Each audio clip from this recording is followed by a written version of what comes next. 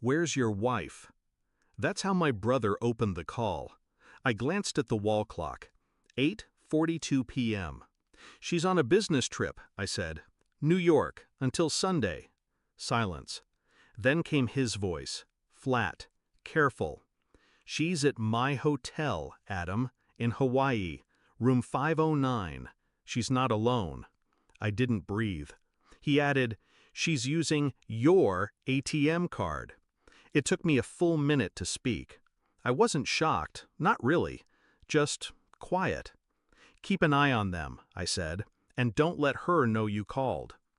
We met at a summer barbecue 11 years ago. She wore red, laughed too loud, kissed me before we exchanged names. I thought I found fire. We got married 6 months later. She liked fast things, cars, decisions, people. She said I was her anchor. But eventually, she started drifting. Anchors don't matter when someone wants to float. The signs came slow. Business trips got longer. She started hiding her phone under her pillow. Bank statements stopped making sense. Once I smelled cologne on her coat, a scent I didn't wear. I didn't say anything. I watched. I listened. And now I knew. My brother, Daniel, runs a resort on the Big Island. We haven't been close in years, but blood's blood. He texted me the name of the guest she checked in with, Jason Klein. I checked her calendar. She had an investor meeting listed, of course. I didn't rage. I didn't cry. I opened my laptop. First, I froze the joint accounts. Left enough for food and cab fare, just enough to sting. Next, I called Daniel. "I need her distracted. Can you upgrade her room? To the presidential suite?" "Exactly. Give her champagne. Tell her it's on the house." He caught on. "You're going to trap her?" I smiled. "No, I'm going to expose her." I booked a last-minute flight, landed in Kona just after sunrise, rented a car, drove straight to the resort. Room 509 overlooked the ocean. I didn't knock. I had Daniel unlock the suite's private surveillance system, hidden cameras, audio, everything streamed to my phone. She was wearing a silk robe I bought her for our anniversary.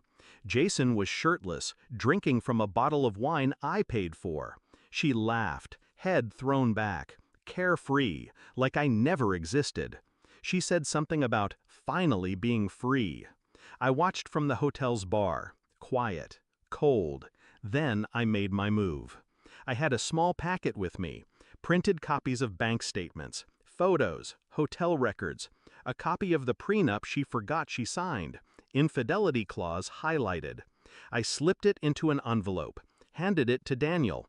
"Have the concierge deliver this to her at breakfast." He raised an eyebrow. "You sure you don't want to confront her in person?" "No," I said. "She'll bury herself just fine." The fallout began fast. 8:17 a.m. She opened the envelope. 8:20 a.m. Jason started yelling. 8:25 a.m. He left the room, slamming doors. And at 8:32 a.m., my phone rang. I didn't answer. She called again. And again. 54 missed calls. Texts flooded in. "I can explain. Please pick up. It's not what it looks like." Then came the rage. "How dare you freeze my accounts? I'm stranded. This is abuse." She should have read the fine print. I walked into the hotel lobby at noon, calm, composed. She was there, disheveled, pale, alone. She ran to me. "Adam." I held up a hand. No words, just a look. She stopped, just like that. I walked past her, sat at the outdoor cafe. She followed. "I made a mistake," she whispered. "He meant nothing." I nodded slowly. "You know what's funny?" I said. "You were always worried I'd leave you for someone else. But I stayed, even when you didn't." Tears welled. Real or not, didn't matter anymore. "You ruined everything," she whispered. "No," I said. "I ended it. There's a difference." I stood. "Checkout is at 11 tomorrow. Try not to steal the towels." Back home, I filed the divorce. With the prenup violation, she gets nothing. No house, no spousal support, just her own mess. The lawyer said, "She'll fight this." I smiled. Let her. I already won. Now I sleep soundly, alone but at peace. The air feels lighter. I didn't yell, I didn't beg, I just let the truth do the talking. She chose a beach fling over a life we built. She tried to lie, to take, to run. But I had one thing she didn't: control. She hasn't called since the court ruling. Last I heard, Jason blocked her too. Figures.